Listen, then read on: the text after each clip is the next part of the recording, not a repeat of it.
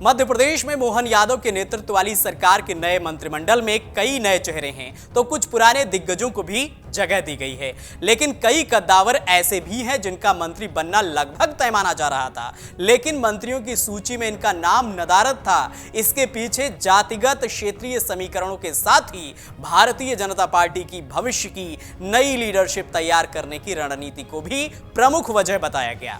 मोहन मंत्रिमंडल में शामिल बीजेपी के कद्दावर नेता कैलाश विजयवर्गीय ने कहा है कि कैबिनेट में सिर्फ 15% विधायक ही मंत्री के रूप में शामिल किए जा सकते हैं।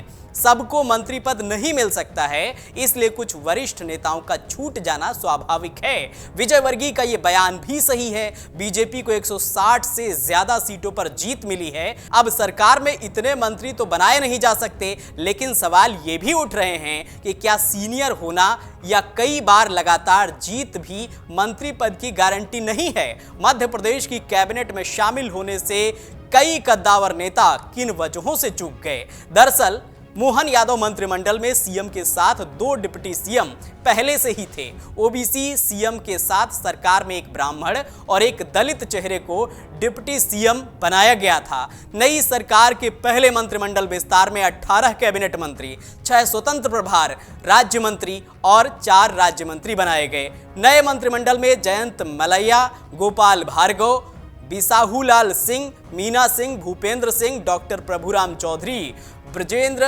सिंह यादव के साथ ही पूर्व सीएम वीरेंद्र सकलेचा के बेटे ओम प्रकाश सकलेचा, पिछली सरकार के एकमात्र सिख मंत्री हरदीप सिंह डंक और संस्कृति और पर्यटन मंत्री उषा ठाकुर जैसे कद्दावर विधायकों और पिछली सरकार के वरिष्ठ मंत्रियों के नाम नदारद हैं।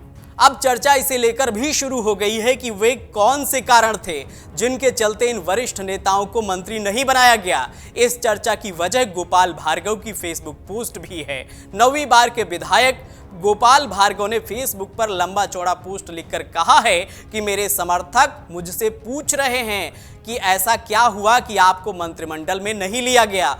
उन्होंने अपनी इस पोस्ट में इसका कारण भी बताया और कहा कि राजनीतिक दलों के अपने अपने फॉर्मूले हैं, सामाजिक और क्षेत्रीय कारण हैं जिनके आधार पर पद दिए जाते हैं। उसके भीतर जाने या जानने में मेरी कोई रुचि नहीं है, इसलिए मैं मौन हूं।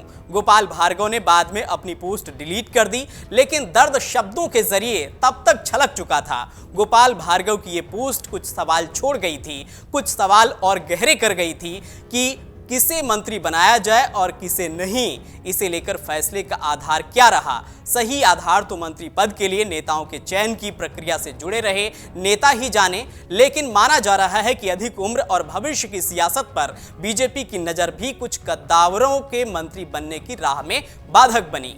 गोपाल भार्गव 9वीं बार के विधायक हैं। बीजेपी की पिछली सरकारों में पीडब्ल्यूडी जैसे महत्वपूर्ण विभाग के मंत्री भी रहे हैं। नए मंत्रिमंडल में जगह के लिए भार्गव की दावेदारी भी मजबूत मानी जा रही थी, लेकिन ऐसा हुआ नहीं। शिवराज सिंह चौहान के नेतृत्व वाली पिछली सरकार में पीडब्ल्यूडी विभाग के मंत्री रहे भार्गव इस बार मंत्री नहीं बन सके।